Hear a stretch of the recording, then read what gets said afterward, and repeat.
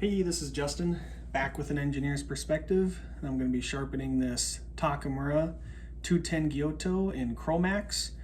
Chromax is kind of a semi-stainless steel. It's an ingot steel. Takamura runs a super duper hard, like 64, 65 Rockwell. But being an ingot steel and that high of hardness and a very thin edge, it does get a little bit chipped up kind of easily, and so the knife is actually sharp right now. It doesn't really need a sharpening. However, I really want to thin out this knife and bring this blade road up, mostly is what I'm after. And just for those, when you're thinning out your knives, make sure you're not just focusing pressure towards the edge, but really making sure you're increasing the height of that blade road. And your shinogi line, bringing that up, because if you don't, you're just turning your knife into a wedge. So that's kind of gonna be my main focus for today, and then also we'll just get those microchips out. I have a full review of that knife. It might have been one of my first YouTube videos, so it's probably dog shit, as are most of my videos, but feel free to go check that out. But we've got the Naniwa Chosera 400 here. I've actually only used this stone, I think, 2 other times now. It's pretty new to me.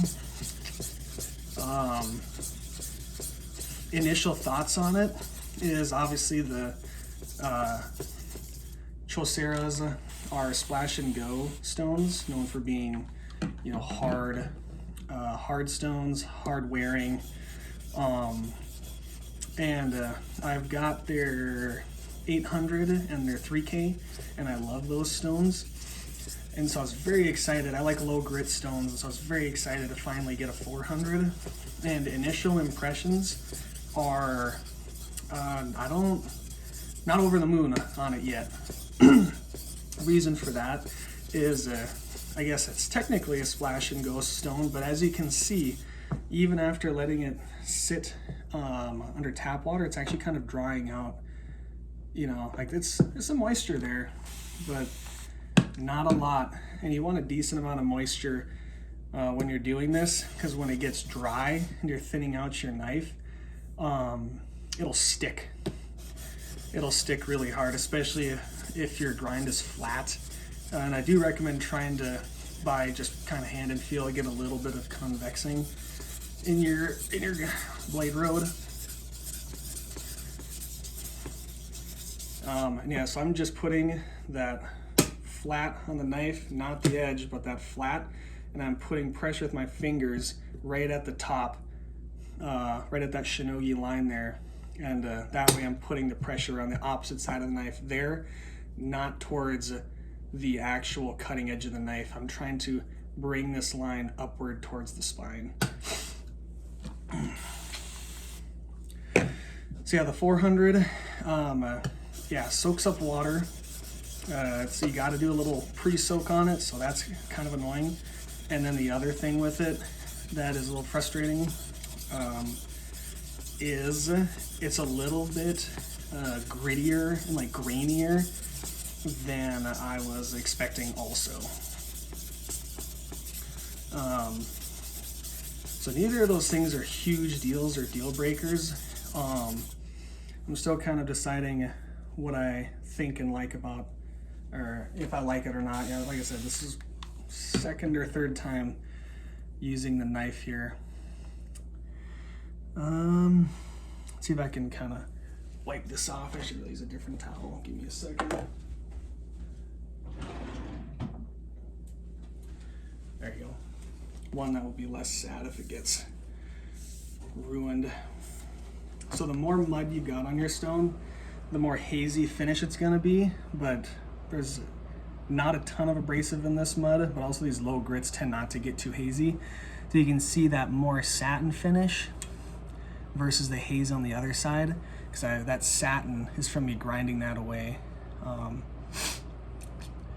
so I'm gonna keep going just a little bit more. It's gonna be a long video because thinning does take time. Personally, my philosophy for my favorite knives is I love Japanese knives with your cladded hard material in the middle, soft on the exterior. Reason for that is that soft steel is way easier to thin. I don't like super fancy Japanese knives because they're not users, because that beautiful Damascus etching and polish that the maker works so hard for, you ruin it when you go to thin it. And if you want to get it back to looking that same way, it's a lot of freaking work. And for me, that is just really counterproductive to why you buy a high-end Japanese knife. So yeah, just having that soft cladding, having a grind like this so that you're not having to thin such a huge area, so it's just a small area, is just really what I prefer. And I really recommend just thinning as you go. Don't turn thinning into this thing where you do it once every 2 years. It takes forever, and you're gonna be sweating over that thing trying to get it back to that perfect polish. A lot of different tricks you can do to do that, but like, it's just, who has the time for that? And it's just a frustrating experience. Like, you're gonna get tired and worn out. Your stones are gonna get cupped. Like, just don't do it that way. Just every time you sharpen, bust out a lower grit stone in just like a 400 or even like a 200 to 400 grit. Just slap it on there. Give it a quick little grind. Pressure on the shinogi line, pressure on your edge, and then just move on. And that's really the way to kind of keep that knife in tip-top performance. I will say, you're seeing me have to add a lot of water to this 400, and it seems like when you're thinning, you've got this big bevel on the stone, as it does dry them out faster, and so it's not necessarily indicative of what the stone would be like if you are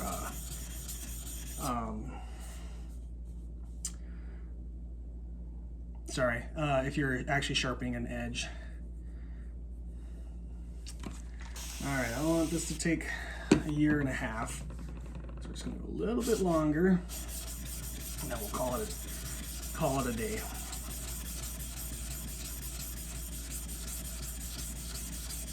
On the thinning, that is.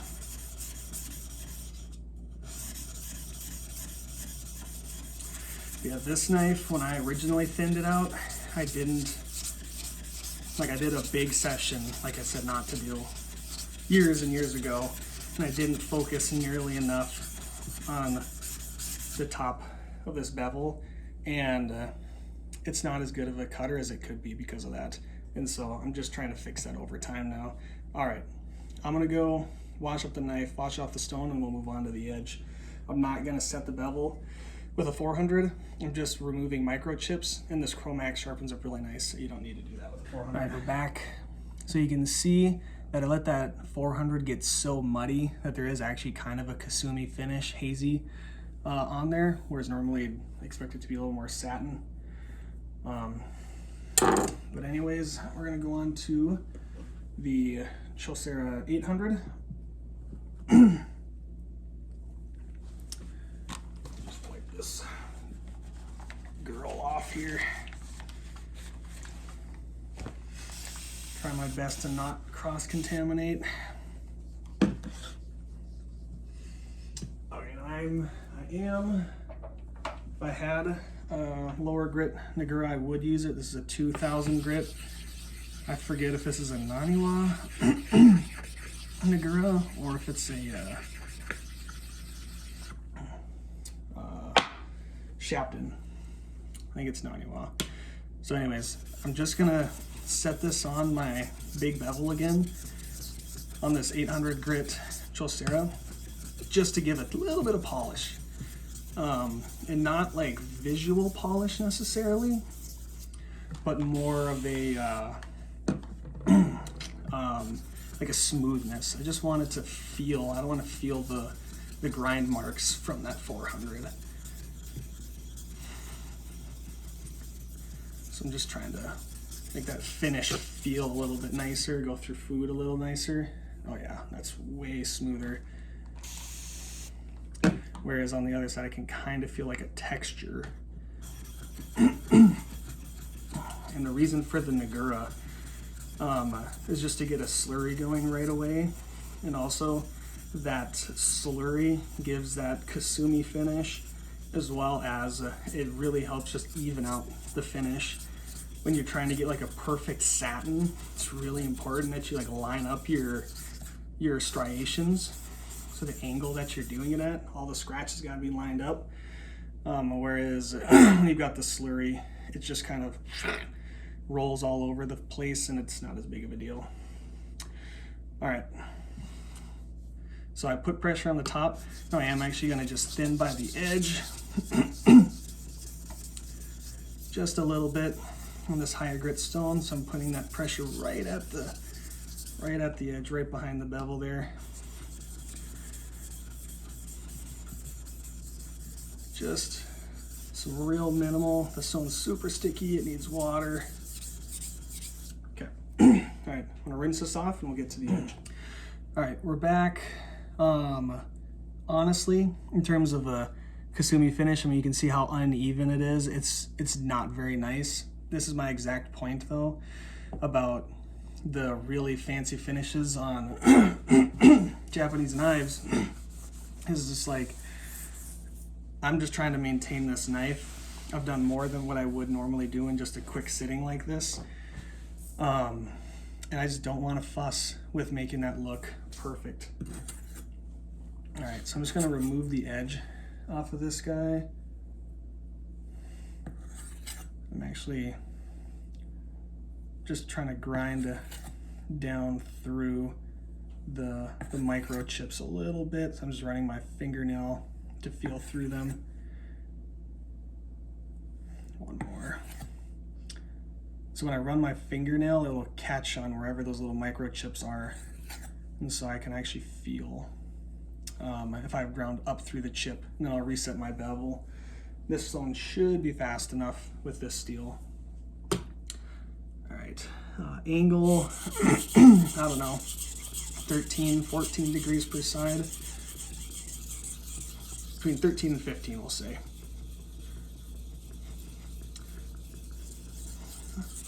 Pressure is with my left hand. I'm putting it near the edge.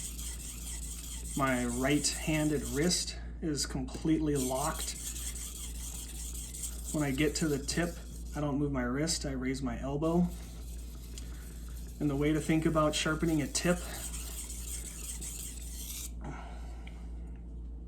I don't have a burr over the whole thing, but just to pretend like there's one tiny atom of steel right at the tippy tip, and you just want to leave it there. So you're trying to sharpen up to the tippy tip, but not actually sharpening it off. If you kind of keep that concept in your head, then you won't be rounding over your tips.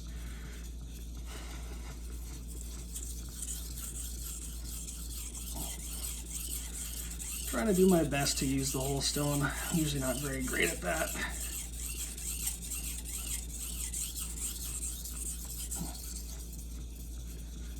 Yeah, the 800 does not cut like other 800 grit stones, slower and finer.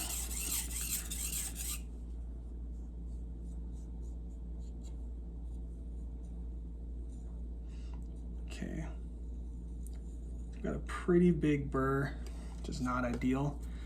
Over most of the knife, I'm just gonna work on this section up here a little bit more.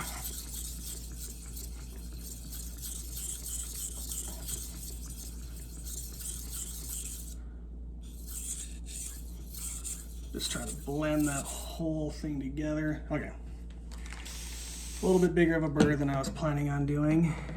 And I actually ended up laying back that bevel, so this edge is gonna be a lower degree than before, so that's kind of my bad. It's not really my intention. If you come to the stone, your knife has microchips in it, and there's no like, ah, yeah, I did that.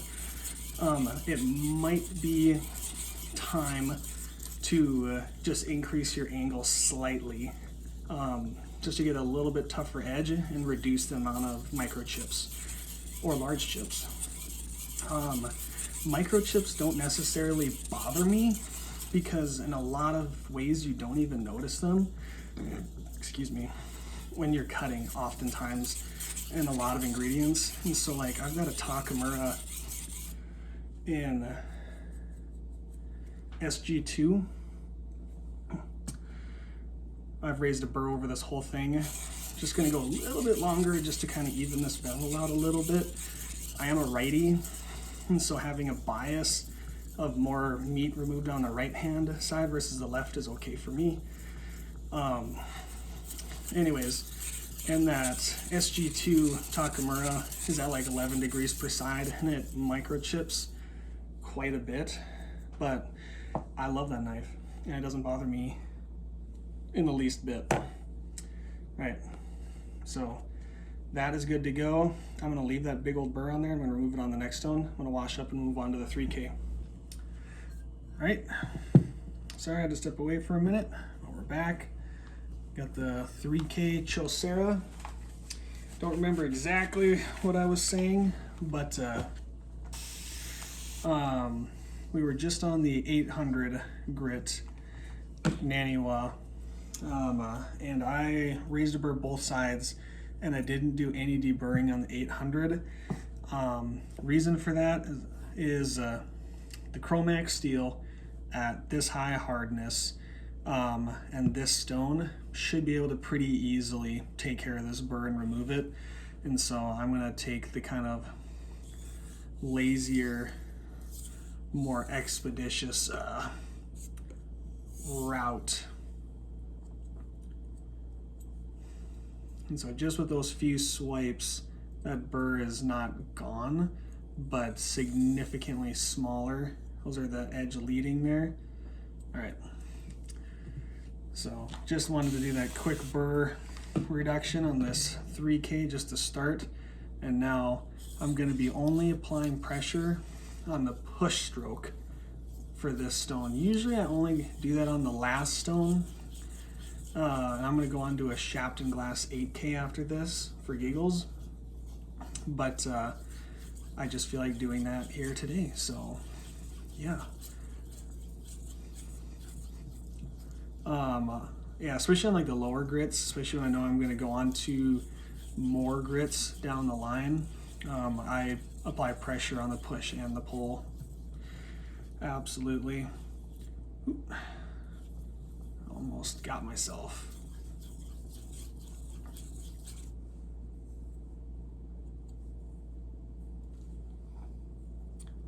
Just trying to take a peek here. The edge looks like polish is coming up. I've got a nice little burr the whole way. Flip to the other side. Just gonna do a strop and a pull. You do get, I forget the numbers, but like if you only sharpened on a push strokes versus only sharpening on pulls, you get a finer edge per that grit rating. So like on a pull stroke, there's sort of some other dynamics that occur that, let's just say like the actual grit in the stone is 2 microns in diameter, your abrasive particles. If you do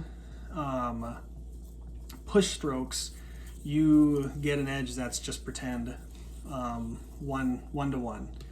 So it's 1 micron in your apex with diameter, with your 1 micron abrasive. Whereas on the pull, it's like your actual edge apex diameter might be like 3 microns. I forget exactly how it shakes out. It's not exactly like that, but Science is Sharp, I believe, has the article on that one. And so for that final finishing, there's some real benefits to the push stroke in terms of apex diameter, which just comes out to your final kind of keenness. And so now I'm just gonna do some edge trailing strokes. I'm kind of blending that whole edge together now. And then also with a little bit of intention of kind of burr weakening and reduction.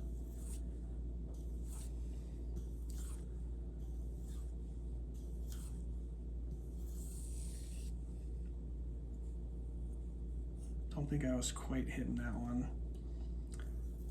I accidentally went a little bit high on this left side. I could feel it.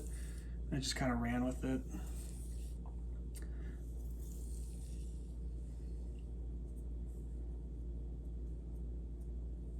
Okay, got a pretty small burr there. Got both sides kind of honed in.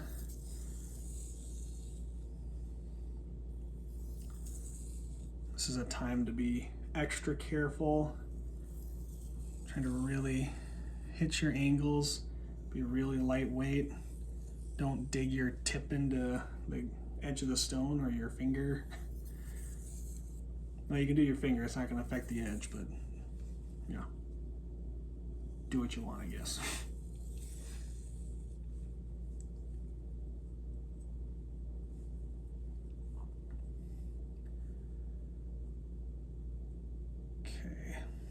Just grab my fingernail a little bit.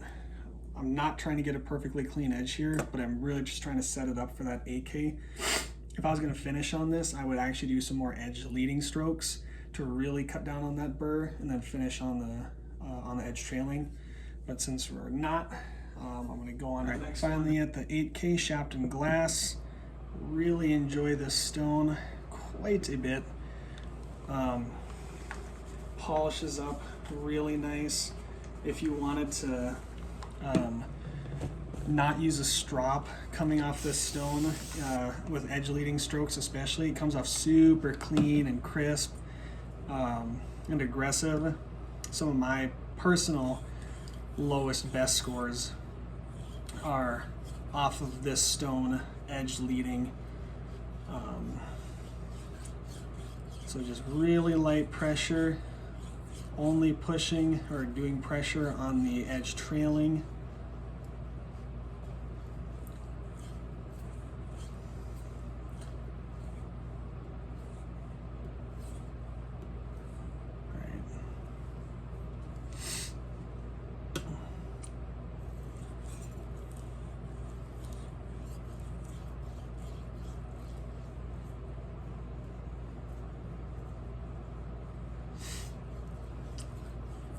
So doing these strokes like this, working in sections, is just a lot faster than doing those longer strokes.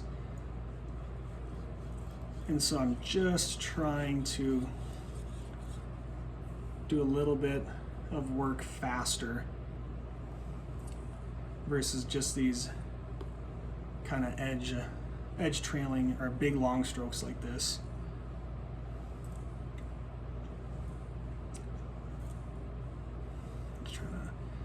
Blend that all together. I'm actually going to, oftentimes I'll use a 10K Nagura on this, and I was kind of planning on using it, but I would have used it then, not so much now. It's still great for these edge trailing. The rolling abrasives are actually pretty helpful for burr reduction, but I don't feel like washing this stone off because I'm gonna do some edge leading strokes as well here, and I don't like having slurry on my finishing stone for edge leading strokes, so I want to run the edge into that sort of free abrasive.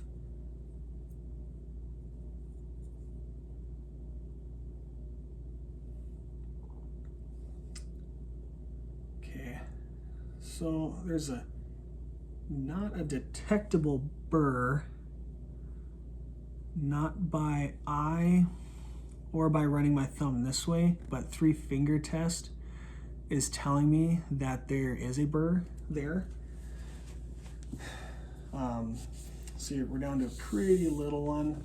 This is when it can get pretty easy to leave a burr on a stone on accident because you can't detect it, where stropping is a great way to finish it. But I am going to come into just some very light, slightly higher angle edge leading strokes here.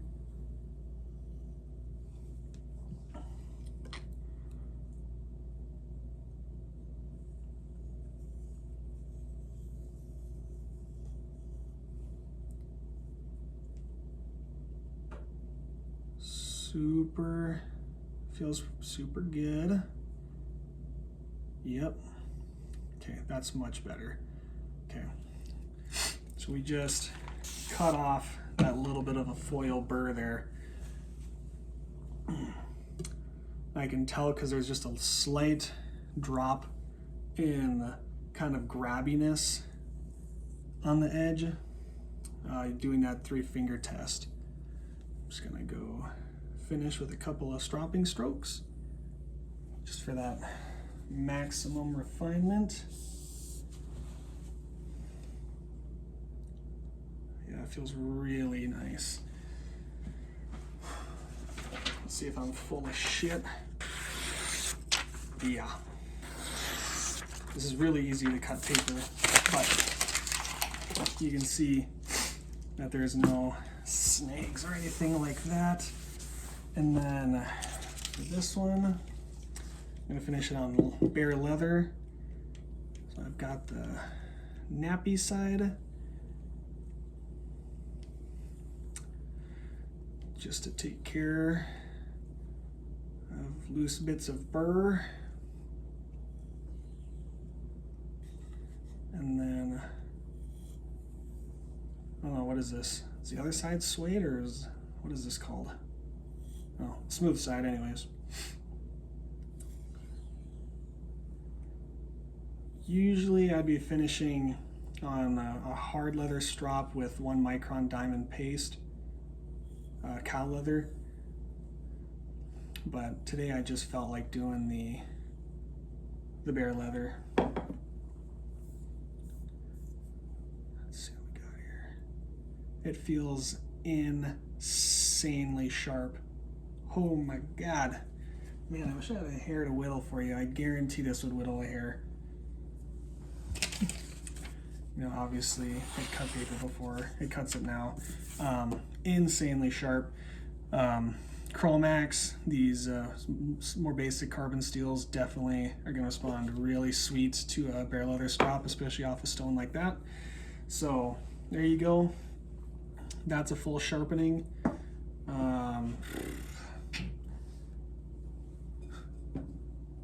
You know, here's a grape. Whoa, it cut the grape. Anyway, that's all I've got for today. Have a good one.